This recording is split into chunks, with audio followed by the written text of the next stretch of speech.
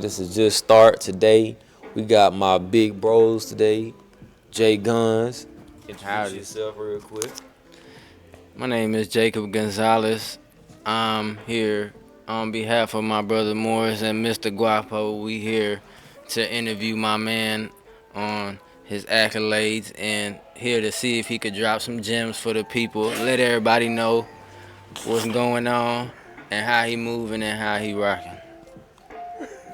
All right, then we got Big Bro, the main attraction, Mr. Smooth himself, Guapo. So, bro, okay, what's your name and how'd you start? Like, what do you do, bro? What's your name? What do you do? Bonjour, comment ça va? Je m'appelle Guapo. If you know what that means, good for you. If you don't know what that means, not good for you. But basically, my name is Guapo. I'm a content creator, MC, public speaker, motivational speaker, and I have my own beard care brand. Shit, Mr. Smooth, huh? Bro, you're hyping me too much, That's Mr. man. Smooth Like, with it. Okay, let's bro. hype you up too, Mr. Morris Hey, Peace. it's about you today. Nah, It's about you today. we have to share the wealth. We have You to right. spread the wealth, you know? All right, big bro. So let me ask you this. So how'd you get started into doing what you do? See, I'll leave this. in 2014, me and my best friend, you know, we were at college, Richland College, shout out Richland College. He was like, I want to start making Vine videos. I want to start making comedy videos. And I was like, yo, I'm going to help you make that. I'm good at dancing, so I can do dancing, you do comedy, and then we bring it together. So 2015, you know, like as we're at Richland, we're practicing stuff. And then we had this dance competition at University of Texas at Dallas. And they were like, okay, we're signing you guys up, but what's your name? We were like, damn, what's our name? I don't know. So we went to an African restaurant. We ordered some food, and then I looked at the menu. I was like, spicy. Doesn't Suyaboyz sound like a good name? Now, suya is like a type of meat. Like, they dry it in the sun, add their spices. It's really good. Y'all should try some. After I said that, I was like, no. Spicysuyaboyz sounds like a badass dance crew name. And then from then on, 2015, up until now, we're just like making videos. We started with dance. We did music videos music videos for Davido. I don't know if y'all know Davido. Oh, that's crazy. Yeah. Oh, that's crazy. We did music videos for like artists that were local in Dallas, you know, Kemi. And then from there it was like, man, these musicians are disrespecting us. Like, we've been on set from 4 a.m. to 12 p.m. and they're only paying us $100. Let's just focus on comedy because it's like we struggling. We college students, you know, we using our own gas, our own car, our own time. So 2017, we stuck with comedy, and ever since then, it's like been blowing up. So 2014 all the way to 2023, that's when I started, and that's how I started. Damn, why didn't I know that? Let me pick them up. If you got questions, bro, you just pick it. The mic up. Oh no, that's crazy. I didn't know that, bro. That's crazy. So you use I can't remember this guy's name. So you start off as a dancer. Yeah, not Magic Mike dancers, none of that. But like, you know, Afrobeats dancers, because you know back then in 2015, Afrobeats, it's not like where it's at right now. TikTok just blew Afrobeats like through the stratosphere.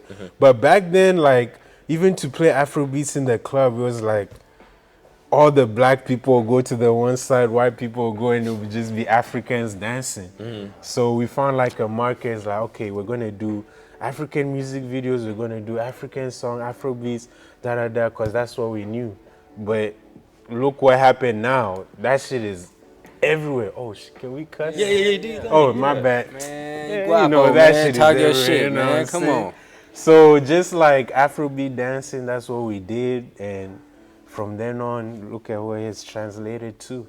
Oh, that's crazy.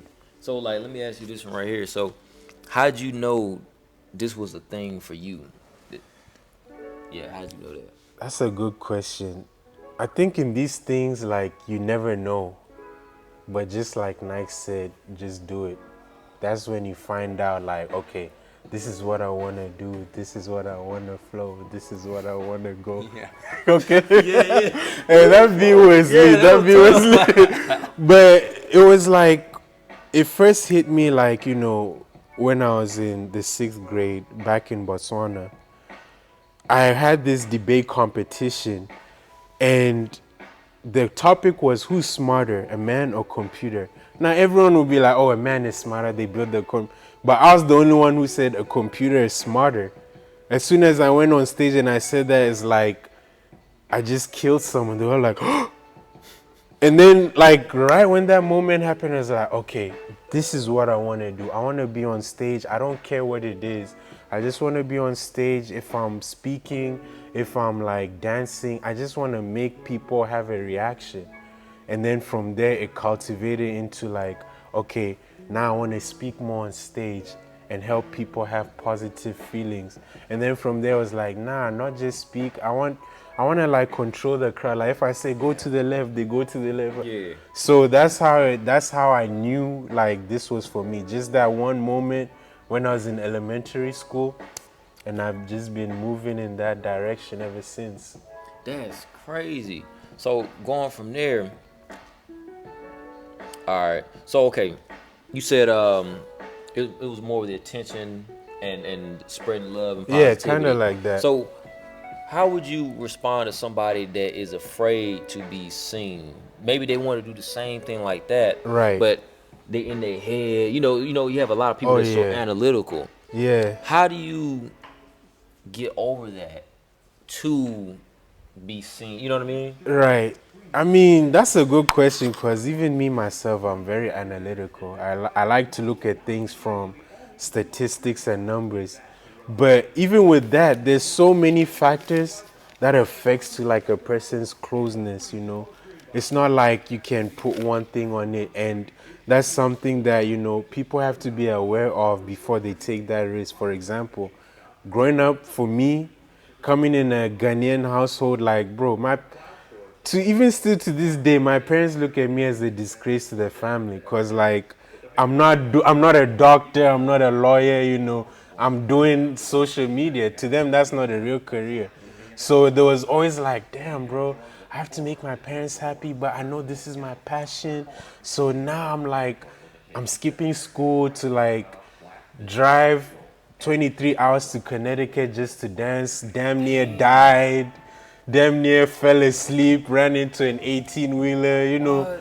But you see, those small things, those small experiences, that happens when you say yes, and that's where you grow. When you step outside of your comfort zone, that's when you be like, okay, I want to do this, I want to do that. So honestly, stepping out of your comfort zone is like the first thing that you have to challenge yourself. Once you step out of your comfort zone, then it's like, oh damn, let's go and do another one. Yeah. Or it's like, oh, I did this, okay, now let me go do something even. Oh, I did a somersault, now let me do a 360 somersault dunk and then backflip at the same time. It's all about stepping out of your comfort zone, stepping out of like what you used to, stepping out of your environment. Those are the things that will help you like come out of your shell. Oh, I'm afraid of public speaking. Okay, go to like the comedy club and just do stand up. After you do it the first time, it's like, oh shit, damn, this is it? What was I afraid of? So just stepping out, man. That's really the name of the game. So would you say like dancing kind of help you as far as like when motivational speaking, as far as stage fright? 'Cause when you dancing, and sometimes you might be like, Yeah. they laughing at me. I don't know what the hell I'm doing. I look crazy. And then some people probably like, what the hell? He ain't hitting that mud. But it's like but it's like you comfortable with yourself. So it's like how you move. Right. You move how you. And you probably don't care if you just been doing it for a while. As far as to like public speaking, some people they might get like stage fright or something like that, to where they like, oh, did I say what I needed to say, or did they understand what I'm trying to say, or like did it come off the way it needed to come off? Cause you don't want to come off nervous. How the hell he a motivational Exactly. speaker? He And over he here legit nervous. nervous and shit. Yeah. Yeah, type And shit. I think that's another thing, and why I always tell people, like, yo, even though you don't have the resources, you don't have the equipment, you don't have this, just do it.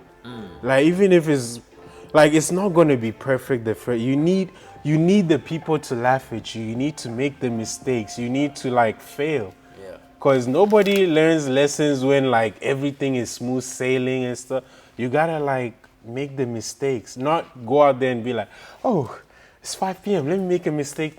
No, not like that. Like, be vulnerable, put yourself out there, because like even with dancing, me growing up, like I was the family dancer. Like any event, they'll just say, oh, go and dance. I give $5. Go Yeah, go dance, and I'll do my dance. So from there, it was like, oh, this is something I can do, and then it transitioned to like I was doing stage plays in school. Like I was doing like Jesus plays, Christians, and then I was like, oh, this, like, the more I'm in front of people, the more like I'm liking this.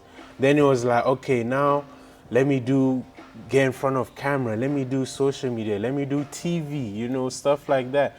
So it's really all about just putting yourself out there, failing, making the mistakes, remembering those lessons, like, damn, they booed me, that's not gonna happen again. So now your next event is like, Sharper. you sharper. Like now the criticism doesn't phase you. They can boo you. It's like, oh yeah, y'all are singing my song, You know how to turn your lemons into lemonade, and that just happens from trying, failing, learning, rinse and repeat. Trial and error. For real, yeah. You have to go through that trial and error. You have to. So, what was the hardest challenge you faced then versus now? Then the hardest challenge was like my parents. Like, yo, they want me to be in school. I want to be in school, but I know my passion. Why am I wasting my time learning about like quadratic formula? When I go to Walmart, I'm not even going to use that. But then it's like, oh, the challenge is, how do I learn? Because in life, we're always learning. Those small things that to me back then were like, oh damn, this is a challenge. Bro, my parents, they want me to do this. And then on top of that, I was also like undocumented, like for the longest. So it's like, now I have 2 double whammies. I'm black, no papers, and I'm doing social media. Like, are you crazy? So it was like, okay, you know what? If I look at these as challenges, they'll forever be challenges. But how do I look at this from not letting it stop me? And then from there, it came, like, opportunities just came. So it was like, okay, my parents, they're starting to see results. They're starting to see money. Now it's like, oh, I'm your biggest fan. Like, oh, my son, you make me proud, So it was like just refusing to give up. Now, the biggest challenge is more on, like, the time balance side, because now I'm older, I have different responsibilities. Like back then, I could do this for 24 hours and be like, oh yeah, this is nothing. Like everything can fall away. Now I have bills, So it's like the grind is different. Like now I have to like either sink or swim. I have to make money or not make money. I have to like give up time or not give up time. And it's no like, oh, I can just do it tomorrow. So the challenge back then was just my parents and, trying to come out of like the double whammies that I put a label on when they were just learning lessons, versus now it's more like the time balance because the responsibilities have changed. And, I'm still learning. We always learn, and I know this is just gonna be one small blimp in the road and we just clear the road. Yeah, I know you said like at first your parents, they was like looking at you like what the hell you doing type stuff. Right. But like, was there like another like support system, like a team or like your homeboys, your friends or whatever that kind of like make you like keep going, like to support you to where they see it differently from how like your family was seeing it at first? Oh yeah, most definitely. And I think that's very important, your support system. And believe it or not, I'm sure you've probably experienced this as a content creator as well. Most of the people that support you are people you don't know. They're strangers. If it wasn't for them, I probably would have been like, let me just focus on what's making me money. Let me just focus on school, cause like my parents, even my sisters, they were like, I used to hear them like talk mad shit about my videos. Oh, he's not even funny. He's trying to copy this guy, he's trying to copy that guy, and it's like, okay, they're saying that I'm gonna make them eat their words. Now it's like, when can we help you on your next video? Like, when can we do this? It's like turning that lemons into lemonade with the help from the strangers. The strangers always commenting. That one person that like they're always watching, always sharing, always commenting, always like your number one fan. Yeah. There's a saying that says like, take care of people so that the people can take care of you. You take care of the people that show up for you, the strangers. They will take care of you. They will bring even more strangers. Then they'll be like, oh, support this guy. Then that other stranger will bring another stranger. That will bring another stranger. And then it's like, oh, my parents are saying I suck. What do I need them for? I got like 200,000 people saying that I'm the shit, And then like, once you start doing that, like your friends, they start turning into believers. And then that's when you find out who your real friends are.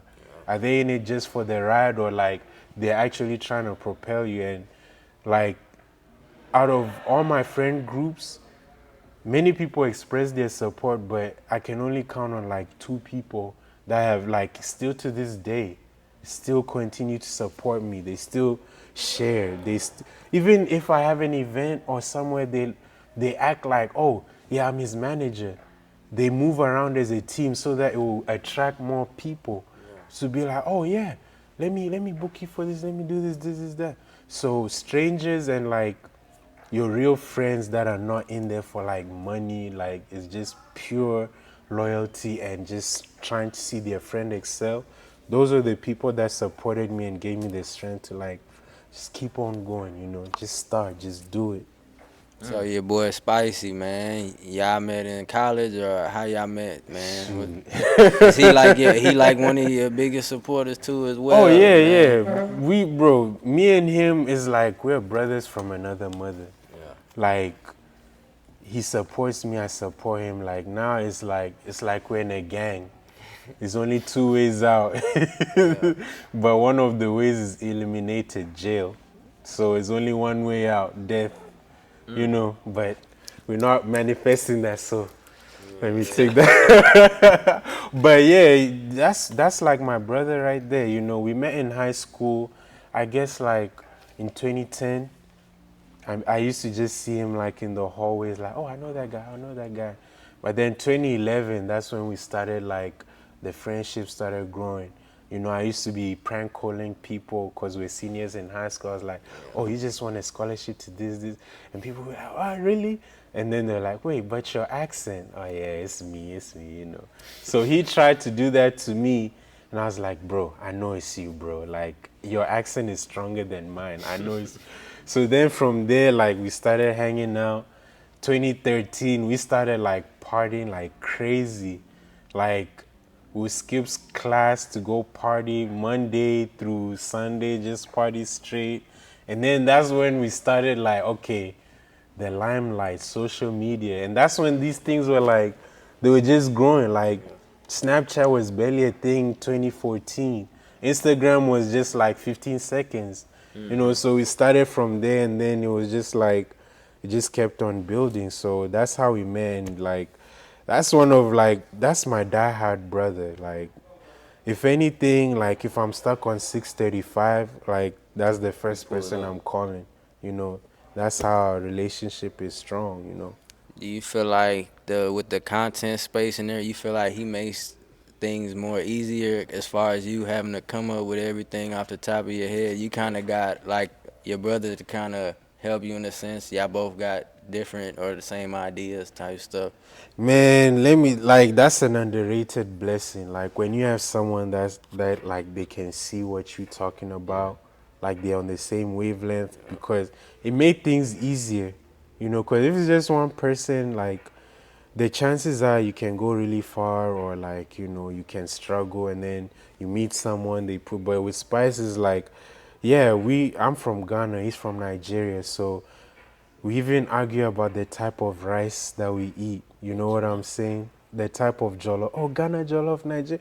But stuff we're able to take our differences and combine them into positives, and that's what makes us authentically us. And that's what made things easier because now people see like, oh, these guys they're not just like faking. Like that's who they are in real life. You know, that's someone who like I can actually hang out with, do this, do that. So having someone that's like they think I think also culturally, you know, same West African culture, so our mentalities are somewhat similar, you know. And then there are also differences which I think it complements for like where one is lacking. Like if it comes to negotiation, I'm like, bro, you Nigerian, just talk to them. They'll pay us whatever money, and it always works. You know, if it's something like, oh, you go up, you know, just talk to these people, keep them a bit. I just, yeah, let me go talk to them, and it always works. So having someone that compliments you and that can make your differences bring you together rather than bring you apart, that really helped out a lot. That's cool. Shout out to Spicy, Hey, man. Yo, Spicy. shout out to King Hey, yeah. Spicy. Hey, King Spicy. He with it. Let me hit you with this one, bro. So, what was? Let me see this. Okay, so what you do on social media and everything? What was the hardest? What was the hardest moment that I don't know if you ever felt like this, where you was like, man, I don't think I want to do this social media thing Oh anymore. man. What was that hardest moment, and then how did you overcome that? Man, I think Spice will be here. He will tell you the story even better. But I did quit at one point in 2019. I just graduated college, you know. I was like trying to figure out, do I want to get a 9 to 5 or just do this? But at the same time, this is not making money consistently. And I had like a lot going on. Like my house just got flooded out it was in June. So my house got flooded out, the ceiling, and it was like, that's the last thing on my mind. And even before that, just graduating college, like 2019, I was like, man, I've been in college for a long time. I need to graduate. So I was like, I'm going to just focus straight on school. So I put down the back seat and shout out to Spice. He was just doing his thing, you know. But then I started to feel like, you know what, maybe I've been out of this game for a long time. Maybe this is not for me. Let me just focus on, you know, getting a corporate job. And I even told him like, yo, I'm pissed off because, you know, this is not happening. This da da da da is like, and I was like, I'm done. I quit. I'm gonna focus on corporate 9 to 5, and when I have time, do gaming. And he was like, you sure you quit? Nah, man. I'm gonna give you a day. Clear your head. You know, go smoke some Zad, drink, clear your head. Next day he called. So you really quit? Yeah, I quit, man. It's like, alright, I'll check later. Next day he called again. So you quit? Yeah, man, this is it. I bet. But if something comes out, I'm dragging you out the house. I'm like, whatever. And then Friday he calls like, bro, I don't care what you say, you're not quitting. Like, nah, you're not quitting. Like, just come to my crib. We don't have to do anything. Just come.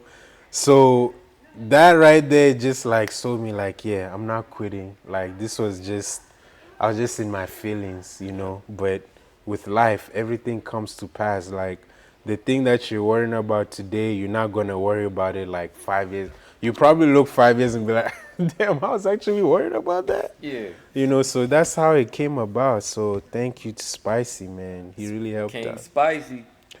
For real.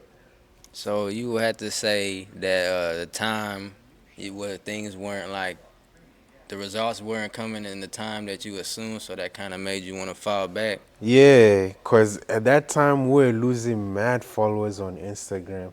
And mind you, this was right before the pandemic. And during the pandemic, that's when everything changed. You know, it was like affecting. The money wasn't coming. I was like, I quit. But little did I know that was like the greatest blessing, because like the Friday when Spicy was like, okay, you're back. And then next week later, some guy from Houston's like, hey, I want you to MC my wedding. It's like, damn, I'm tripping over money, but 1 week. what 1 exactly? week. It be like that. Yeah. And that time you MC it, you got it lit, huh? Yeah. And that was like my first, I'll never forget, that was my first wedding after I graduated. And it was like, it was lit to the point where like I didn't want to leave. We were supposed to leave at like 12, but we had the party running till like 2 a.m. and they probably had to pay extra, but that's how lit it was. But just those small moments when you about to quit, that's when like the blessings are like right on the way. So thank God. Shout out to God. Yep. That mug real quick. Big man upstairs. All right, bro. So you said pretty much patience. Patience is especially when you do the social media thing. At times you do need patience, because that money be looking funny, but it be like For it real. be 2-3 days that maybe a little good hit. Yeah, It'll come to that's you. true, My man. other bro, he know what's up. I was late on rent, and then what happened? Next week, bam, bam, Exactly. hitting it, bro. I was like, God, dog. But let me ask you this real quick. So when that first check, that first wedding check hit, how'd you know how to price that for yourself, with that being the first one? Right. So here's my philosophy on this. Like, I strongly believe in customer service, and I strongly believe in order to make money or scale a business, it's mainly gonna come from other people, word of mouth. So like the first one, it's all about just showing them that you can be trusted. And also on your end, it's all about showing them, hey, I promise you this value, I've overpromised this value, this is my price. And that's a strategy that I've used. I know I'm going off tangent, but it's really important that I say this, because especially with us young people, it's like money, money, money first, to the point where we lose deals when we could have got a bigger money just by taking that same deal. So I would like to say that with my first gig, I told them, like, just tell me what your price is, because if I say a price, most Africans, you tell them your price, automatically they want a discount. They want to go below, like, oh, you charge 1,000. My cat's auntie's daughter this, so let's do 200. So I was like, just tell me what you can pay me. It's like, okay, we'll do 500. Boom, I did 500, and then from that show, because I created an experience, I oversold my value. They're like, yo, charging 500 is a crime for you. So you know what? I'm gonna tip you. Here's $800, and I was like, damn.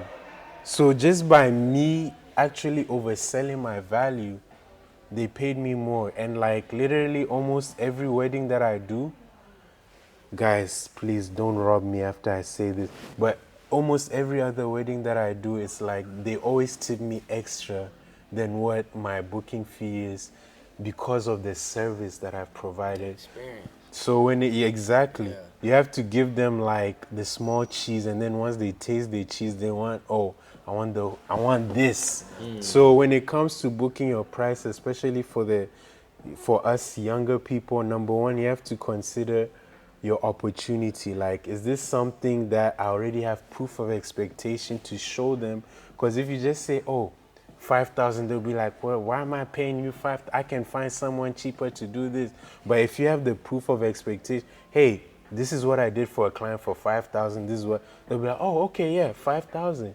So you need to get those content, you need to get those referrals, those reviews, very important.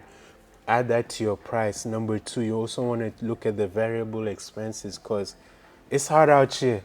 Things are expensive. Gas, food. Sometimes these events, depending on, you don't eat. So you have to put that in your price. If you're traveling out of state, transportation, your ticket, because all of this, it has to pay.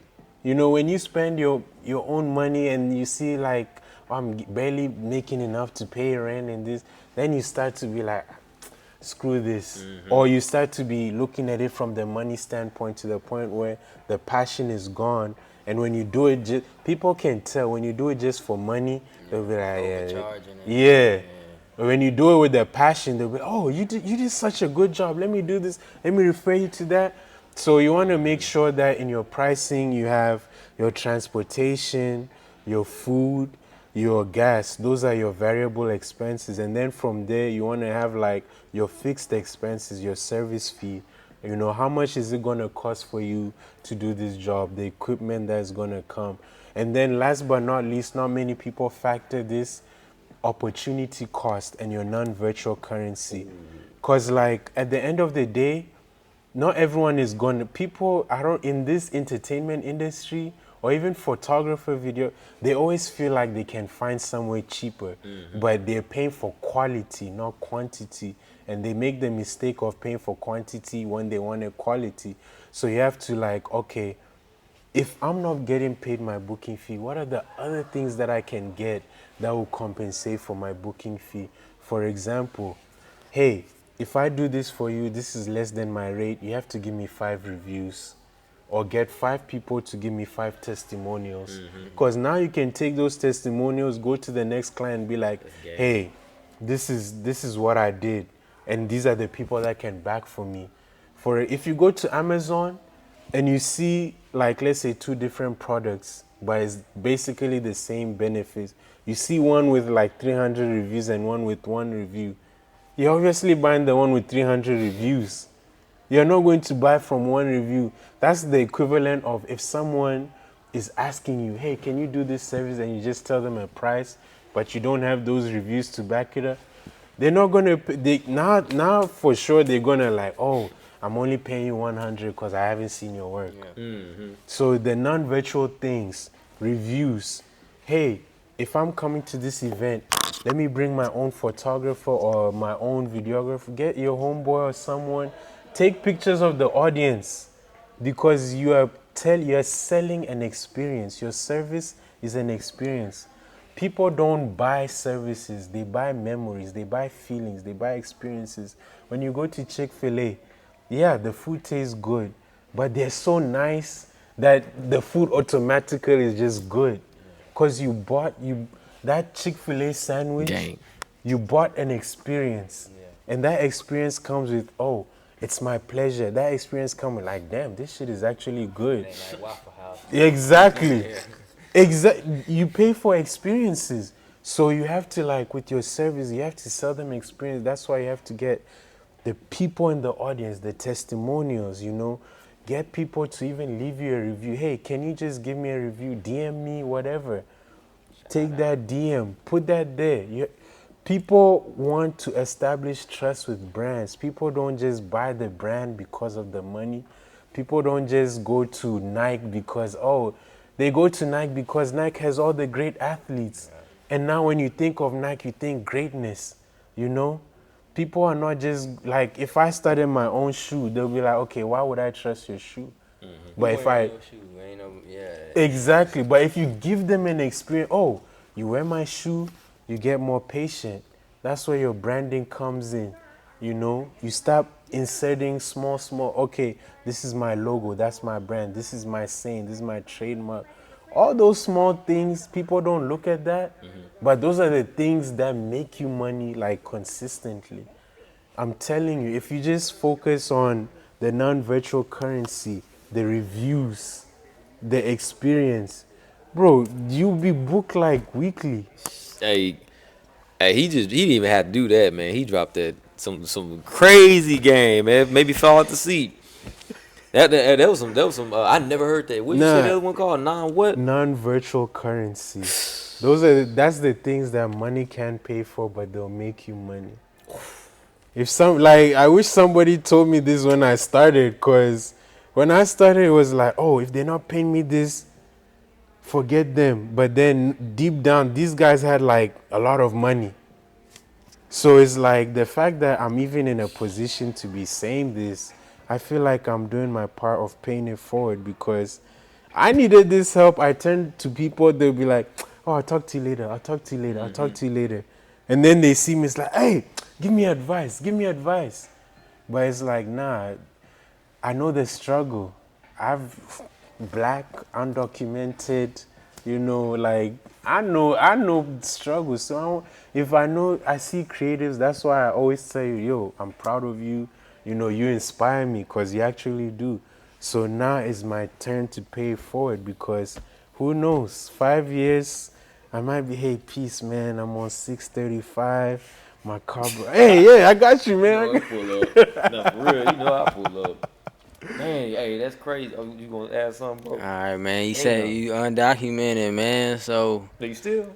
Oh, hell no. I'm a Yeah, I citizen know, oh, now. bro. yeah, I gotta say, well, I know some undocumented people too. I was like, all right, he ain't gotta go the route. You ain't gotta find some little random scallywag and pay the Man, money. Oh, girl, we gonna get married. You married to a booger bear or something, see, like. Booger Bro, I'm telling like people they don't really like know about this experience because they see news, they see oh, these guys they're freeloaders, but these are like some of the most creative, hardworking people. And when you put in like a place where you have to like you're laying down, the only way is up. And I know there's a lot of people that are creatives especially that are living in the shadows. They're probably like, oh man, I can't go to travel to this state because I don't have the right documentation. And it eats at you. Like you start to feel down to the point where it's like, man, maybe this is not for me. Maybe I should just get married and this. And then you make those emotional decisions that 18 years later you gotta pay for that. So like with the undocumented situation, first you just have to like recognize and realize, hey, this is what it is, but this doesn't have to be like this. You know, I can choose to be out there and actually date to date, not date to be like, oh, who's gonna be my next 90-day fiance visa, like you can actually have meaningful relationships so that now you find your forever rather than going to the club, Tinder, okay Cupids, all those things. They know all of them. Bro, that used to be me. I used to be like, okay, Tinder, talk Yeah. with them a little bit. Okay, 5 weeks later, I'll tell them, yeah, I don't have papers, I need to get married. And they'll be like, oh, yeah, I'll do it for you. But it's like, those things don't last. Yeah. People can tell when you fake, when you faking the relationship and stuff. So it's like, you have to be authentic in entertainment, even being like having no papers. You gotta be real. You gotta accept that, like, hey, although this is what it is, it's not gonna stay here. Cause once you start like thinking like, damn, I'm undocumented. There's people that's been here for like decades, no papers, but they even do more than citizens. But no one, they contribute more even. I feel that way about the immigrants, like especially because we in Texas, a lot of undocumented Mexicans and stuff, but they working harder than a lot of the people that actually been born here. Just immigrants in general. It don't even gotta be Mexico, other countries Yeah, like India, Africa. People come out here and they're able to build successful businesses. As I don't want to say Americans are lazy, but I oh feel no, they're not I lazy. don't want to say that, but I feel like people coming from a different country, they just they giving it all they got because they probably don't want to go back, or their family that's back, so they feel like whatever they can get, they gonna get it, while the other people they might want more. Exactly. And that's another thing. It's like in life, like when you force to come out of a trap or a situation, that's when you're the most creative. That's why people will be like, oh, it's good to like fail. That's where you learn. And like with immigrants, it's like, okay, I can go back to my country, but if I go back to my country, bro, they're looking at me as a failure. They're looking at me as this. I have this opportunity. Like when I came to the United States, it's like when I found out they had like e-learning, you know, I'm like, damn, y'all have e-learning? Back home, we don't have this. We don't have no blackboard. We don't have, and that made me excited because like now I can do work. But many people they just look, man, I gotta do homework, man. Yeah. They don't realize that. And when you give something to someone that hasn't had it before, that's a new level of power. So it's like, oh shit, I have to take care of this. It's kind of like babies. You know, when you have one baby playing with a toy, you know, they'll be playing it and then they'll be, hey, give it to your little brother, give it to your. Now the baby is angry, like, oh, Yeah. I had this toy. That's the same over here, you know? People, they have these opportunities, they don't take them. But then immigrants come and they take them. Then all of a sudden it's like, And they oh, mad. they mad. Yeah. Oh, we got veterans that are homeless out there. We got this. You know why we have student loans? Why are we giving, you know, stuff like that? Because like you don't know what you have till it's gone. And that's why immigrants they succeed because like, bro, just if you just give us one small drop of honey, we'll act like we'll preserve this as like million drop. Exactly. You know? That's crazy. So, bro, you mentioned earlier, you was talking about like value and things like that. So, knowing your value, how do you know your value? How do you know your worth? Shoot, I know my value and I know my worth based on experiences and what I can bring. I know this is very controversial, you know, in the podcast world, but I know what I can bring to the table, Yeah. you know? And plus, like, my value is felt. Like, people can vouch for me, you know? So now it's not just me talking about, even my name, Guapo, it's a brand. Now people can actually, because they me work, now they're like, oh, Guapo, yeah. The name suits you, yeah. Okay, because I know my worth. First, it takes you doing it, and then one person will turn into a believer in it. It's kind of like Jesus, you know? Jesus was one man, but he had 12 other guys following him. Because of that, people, when they see, they're like, damn, who are those 12, 13 guys walking? Because one person knew his value, it took 12 other people seeing it, and now when he goes to town, he does a miracle, he heals, he turns water into wine. Now you done brought 100,000 people that have seen your worth, they've seen your value. So now you have like 100,013 people all together. So knowing your worth first comes, number one, you believe in yourself. Number two, when you have that opportunity to turn water into wine, turn that water into wine, Hennessy, tequila. Because from doing that, now you attract your believers. Now you get your core fan base, your loyalists. Because now you're not just talking about it, like you're being about it. You have your authenticity. So that's how I knew my worth. Taking one person, like, hey, my name is Guapo, this is what oh, Guapo, you consider that? Nah, let me show you what I can do. Wow, that was a great speech. So where can we find you? Let me follow you, this, that. Oh, damn, you did a good job today, MC. Oh, you did a good job, this, that. Now people know my worth because what's understood doesn't have to be stated. You know what I'm saying? Like, I know that I'm confident in my abilities due to I invest in my knowledge. I'm reading books, I'm watching YouTube videos. I'm saying yes to opportunities, even things that don't pay me. I'm like, I'm gonna do this because it's practice. I get that stuff. I get the content. I rewatch. Okay, I need to be better at this. I need to do this. Okay, let me buy this book that teaches me about this. Let me research this. Now when I go and do the next one, it's like, wow, you did. How long have you been doing this? Like, yo, you did a good. Knowing your worth is from applying yourself into experience, saying yes, learning, failing, and then from there, people see. When one person see, it will turn to 2, 3, 4, 5, 6. Start with the one. Start with the one. Always. Do you think some people might misinterpret your confidence in yourself? Do you think it might be some people that might be hating? Oh, he cocky. Oh, his name Guapo. He not Bro, even Spanish. What he talking about Guapo? bro, you know, there was, I think Deion Sanders said it best.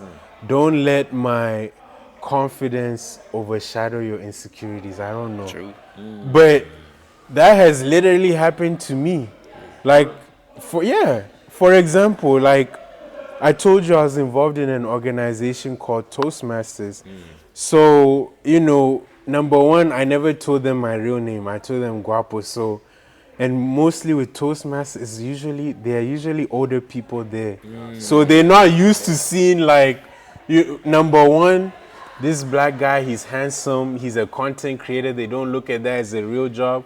But now, because of his charisma and he's not even using his real name, success is, everyone just wants to be around him.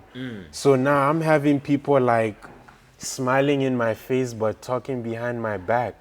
You know, people like, oh, Guapo, man, it's so nice to meet you, this, that. But then when I'm not there, oh, why does Guapo have to do that? Why is Guapo doing this? That's not fair. He's breaking the rules, stuff like that. You know?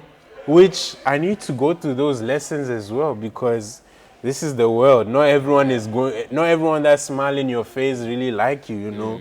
Like, you have to be real sometimes. You can be optimistic, but you also have to be like, okay, so these, just like Jesus, you had like 12 guys that were following, but it took one person to get jealous, and all these things is real.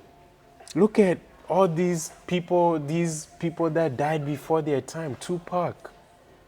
You were like, as soon as he joined Death Row Records, now because you're doing something that other people are not used to, the envy is there. You know, you're getting more women than you used to. People, and you know us guys, as soon as you get more women, you have like a big ass target on your back. It's like lions. If the alpha male gets like all the females, there's gonna be one lion looking for, oh, I gotta kill him so I can. That's how it is in life. Once you're the top dog, people look at you as competition rather as collaboration. So they want to get what you got or make sure you don't have what you have and stifle whatever you got. Like, oh, let's just shit on him whenever we want. Let's just knock down everything that he got going. And, oh, you know, well, he needs to be humble. You know, he needs, like Deion Sanders. Anytime Colorado wins, they're like, well, he's going to play Oregon next week. He's going to play USC. They're going to kick his ass. Or they'll be like, well, you see, I love it when he loses. He's humbled. Yeah. People love negativity. They love seeing you fail. But little do they know is that failure where you're getting your next blessing. And that makes them even more mad. Because they're seeing you're not suffering the way that they pictured you to suffer. And in this entertainment content journey, like, because it's not really been done before, and like now it's easier to be the top dog, many people are gonna want to try and take away from you. Oh, we need you here, we need you this, we need you in this camera, this. Oh, you know, we're not paying you, but we're giving you the platform. And it's like, I'm the platform, you know, I'm the table. You know, sometimes people, they lose their value with just, oh, because I have these followers and they're calling me, even though they're not paying me, you know, I'm still on BET, I'm still on MTV. But it's like, those are the traps that will like start to take away bits and pieces if you don't position yourself correctly, if you don't understand that, like, bro, you're always going to have haters, you're always going to have detractors, you know. You know what they say, if you ain't got no haters, you ain't popping. If you don't have haters, that means you're not doing something right. Even if you're doing a good job, you have to, it's part of the game, you know. Like, y'all, I wish nobody had to have haters or no type of conflict, but you just gotta learn how to minimize it, you know. Because, you know, when you're young, first thing is violence. First thing, oh, I'm a block, I cut him off. But when you get older, it's like, bro, I don't know why I cut him off. I don't even know why I let myself get mad for 2 seconds about that person, you know? Now you done had like an emotional breakdown. Now you gotta go back to it. Like imagine going to work and you heartbroken. Like bro, you can't think. About ready to quit the damn You job. you might even Yeah, you quit. about to go off in there. Yeah. You might even like cuss the manager out, but it's not even your fault. And now you lost a job. Next thing, your car, your rent, your this. So it's like just recognizing that it's part of the game and not letting yourself have those emotional reactions that cause you like.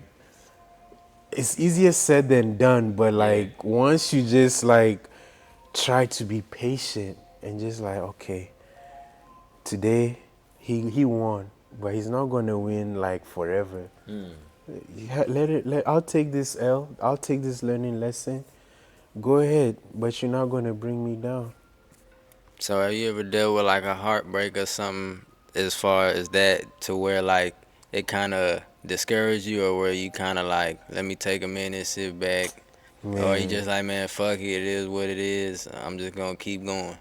see, when my first girlfriend in America, you know, she was African American as well, and she was a Twitter feminist. I know you give me flack, but yeah, like one of those like, oh, all men are trash, So I was like, I used to really like her, and it was a long distance relationship at first.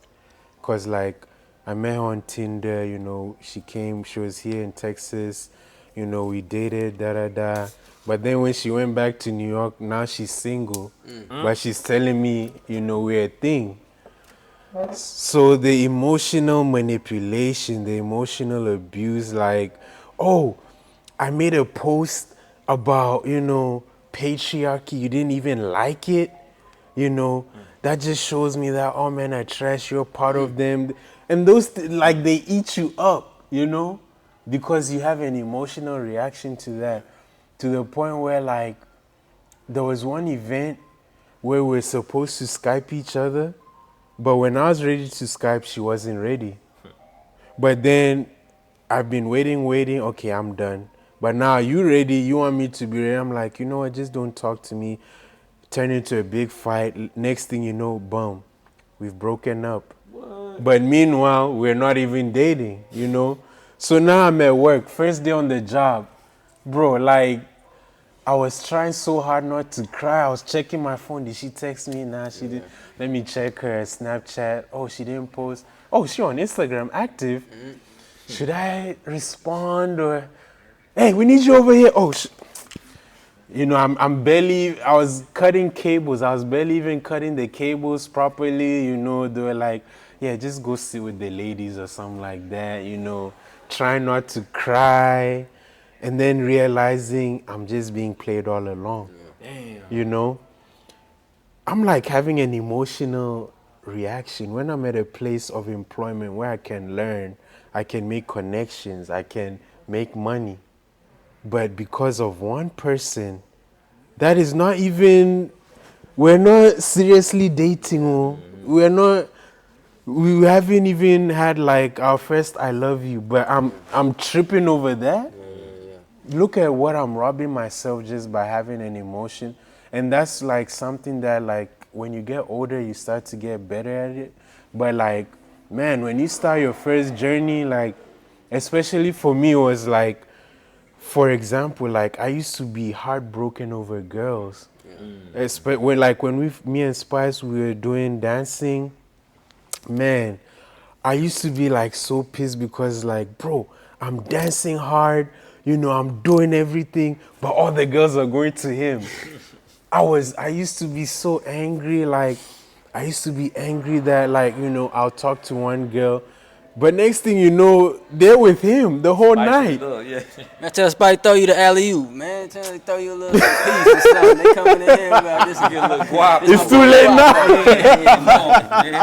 Yeah. I used to get like emotionally mad at that, but then it's like, bro, I can't control what people like. There's some people that like light skin, some people that like dark skin, Yeah. But let me like what I know. Let me like what I am. So that now when then like these opportunities come, I can be like, oh, it's not because I'm ugly. You know, I just know that the Yeah, one, preference. yeah, I got a preference and that's their preference. Like, I bet if I keep on like, you know, just stand in the corner for the next 10 minutes, someone will come to me or something like that. So those emotional things, like they can really mess you up. But those are like big growth trial moments that help you grow. And don't let women, please don't let women or men, like it's not worth it. Especially if they make you do something where now you in jail just over emotional it's not worth it. Okay, without pushing any buttons, what would you say about the people, the women back home and the American woman out here? Like, I know you probably got a whole list of, I know you probably got a whole list of things, Damn. but from your experience out here to back home, how would you say, we ain't trying to hurt nobody's feelings, but Yeah, I we just know. talk. I'm not trying to get canceled, bro. But honestly, the crazy thing is like, especially because me, I like talking about black people all over. Because to me, we are the same. It's just that someone decided to like displace us. Because like even with the woman, I can speak for African American women and it's basically we're the same. They're the same. But the only difference is because of the misinformation, because of the cultural divide. We see now they look at each other as enemies. Now our men look at them as, oh, they're only this. Their women look at us as only this, when it's like we are literally the same. You know? For example, most people be like, oh, you know, African women, you know, they're domestic, you know, they serve you, they listen to you, they do what you want. But it's like, that's all women in general. If you're the right person, you know, like if you give out, you know, a little more than you take out, like obviously they'll do the same, you know. And even people like, you know, they used to tell us, oh, don't date African American women, you know, they'll get pregnant, baby mama, this, that. But it's like, bro, any woman that you don't wrap up and you're not serious, of course they're going to be like, it's common, but they always make it like, oh, it's only African American women, or they'll be like, oh, you know, African women, you know, they stingy, you gotta pay them this, you gotta buy everything. But it's like, bro, what woman do you know that doesn't want to be spoiled? Yeah. I mean, even us men, like we want like a woman, like sometimes, even if it's just like our favorite meal and we play Xbox, it's the same thing. But because of like the stereotypes, the movies, the TV, then when one comes, it's like, oh yeah, they gangsters, they drug. And then the other one sees us, oh, you know, they village. They like to control their woman. It's like African men is like, even us, we don't like to just like control women. Like we really take leadership like very serious. Like we believe like, okay, you're with me, this is the ship. I'm gonna guide you to like, Superman, you know, to the point where it's like people look, oh, they be controlling, they be this. It's like, no, because due to the divide, you're not used to having men that like have that leadership as like, cause back home, as a guy, 10 years old, some countries you're a man. Sometimes 9-year-old kids, they're the man of the house. Now imagine in America, we had that same sentiment, especially with, because you know 70% of most black children are born without two parents. They are born single parent households. Imagine if like you're oh yeah, you know, we don't have a man in the house, but like I'm going to be the protector and provider for mom. Bro, things will be like so much easier than, oh, you know, these podcasts that are always talking about, oh, single men, single mamas make this, that. It's just contributing to the misinformation. Now, when someone sees that, they're going to think that's true. Yeah. And then any small instance, they'll be like, oh, yep, see, the podcast was right. Yeah. Even when they be like, all black men, like when I hear stuff like that, all men, all this, it's like, That's just the men you have tried. Oh, all women, that's just the women you have tried. It's all about number one, you have to understand your experience, your traumas, your values, how you're raised, how you look at women. Because, like, not many, I can say this for most African men. Some of us, we see good role examples of like strong black women that have their own businesses, but they're still moms, they're still married, you know. When you come to America, like, if I'm being honest, you don't really see that. You mainly see like, okay, strong black woman, but she's having man problems, you know, or single mom working 2 jobs, the kids are rebellious. That's all we see. But if we go into like deeper neighborhood, I'm pretty sure you see like strong black household. They don't put that out there. They always want to tell the stories of, oh, Brittany Renner this is that. But when would they talk about like, oh damn, Dr. Johnson and Professor Johnson, they've been married for 35 years, have 4 kids that have PhDs, right. And because it's literally no different. It's just the misinformation, They want to divide everybody. That's how they get us, divide and conquer. All right, so I'm about to wrap it up. Oh man, I know he's getting there. I know he's getting there. All right, brother. So I'm gonna hit like two more. Okay. Cause where we at so far, time wise? That's past an hour. Where we at so far with time?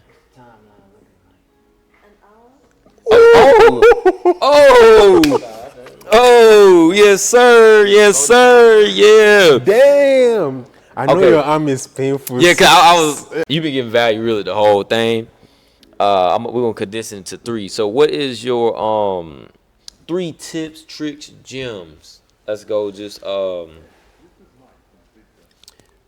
social media, brand building, whatever you can give. Just 3. Man, first one, consistency. Anything you do, you gotta be consistent. Number 2, this is just the numbers guy in me, strategy. You can't just post. You have to have a strategy behind it. And number 3, most important, most 3 words. Just have patience. Nothing is done overnight. You can get your 1 million followers in 10 years, but are you gonna be patient? So consistency, strategy, and patience are my 3 top tips. And why those 3? Number 1, I can say from my experience, consistency. When I post like almost every day out of the week, I grow more, I get more engagement, I get more followers, and I see that more people are seeing me more often rather than just posting once a day or once a week.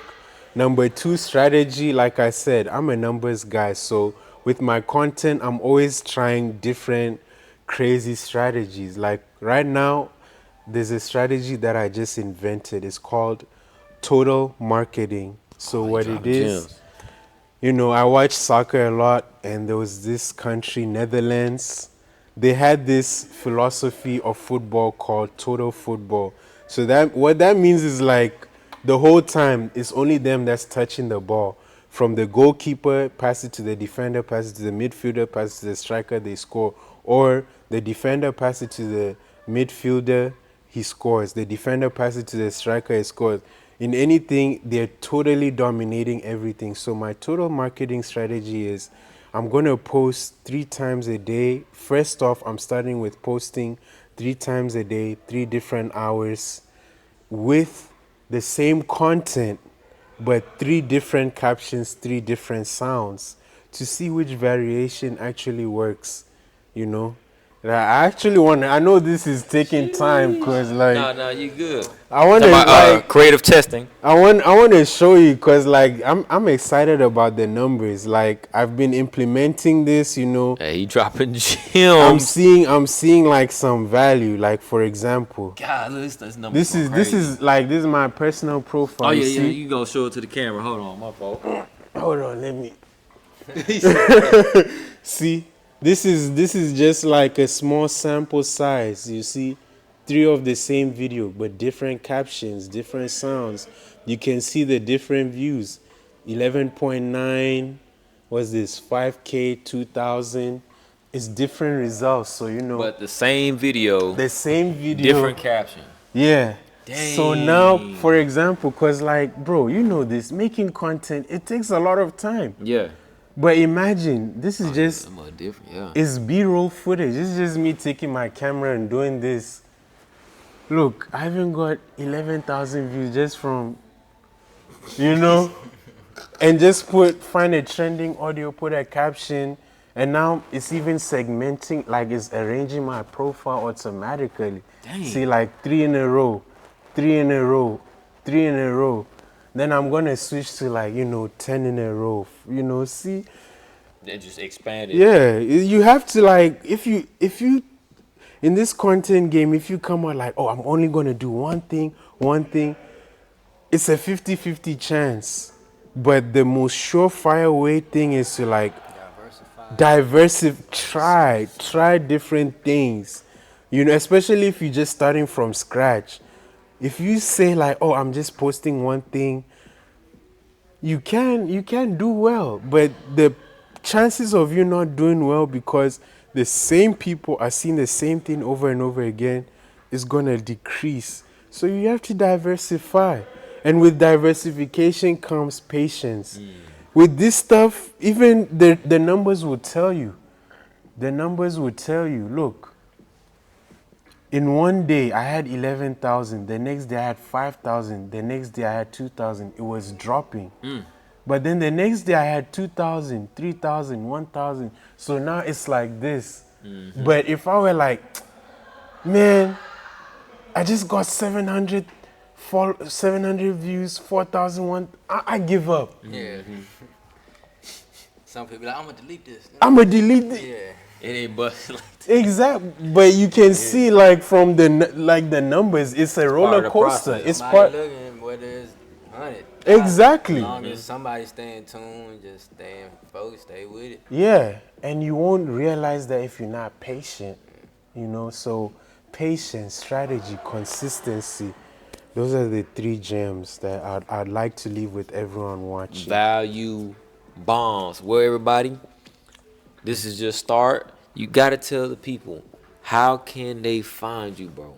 Listen, if you want to laugh good, you want to learn about Africa, follow Spicysuya, SUYABOYZ, TikTok, Facebook, Snapchat, Instagram.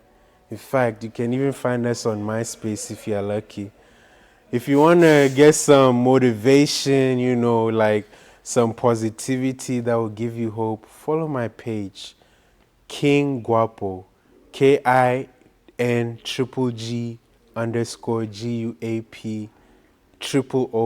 That's going to be on all platforms, Facebook, Instagram, TikTok, Snapchat. And fellas, Christmas is coming. Thanksgiving is coming. Ladies, you're going to bring your man around your family. You can't bring him looking raggedy and messed up. Check out Guapo Essentials. We have all your beard care products. We're currently rebranding to bring in more products such as shampoo, more beard brushes. We're also bringing a body butter for the ladies, so you can put on your skin and feel confident. So that's going to be Guapo, GUAPO, essentials.com, and on all social media platforms, Guapo Essentials. And now we got to give Peace his flowers. You see this guy over here? You see this guy? You see this king? We gotta talk about you. Man. Yeah, he's been hiding. We ain't finish on Brother Peace. We ain't finish on my brother, man. But how can we find you and your pages, bro? Your skate brand. Oh, let me see that. Just so we know, my brother right here, my bro right there. Got my other brother support me back there. Go and get him on the Sis, Can you get him real quick? Sis on the 1s and 2s. Camera, like, can you get him real quick? There's my other. Oh shoot! Oh my God! Tripod, there you go, right there. Thank you. So I got my 2 bros, man. Hey, Ace Boone Coons. We got Marcelle back there. Queen B over here. But yeah, my bro got the skate line. How can they find the skate line? How can they tap in with the skate line? Yeah, it ain't there yet, but it's on the way.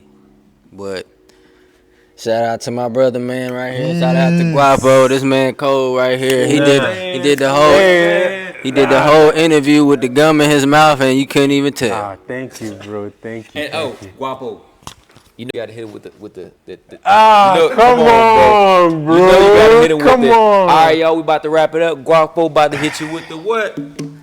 Tantalizing. Already. Peace. Appreciate you, bro. That's a wrap.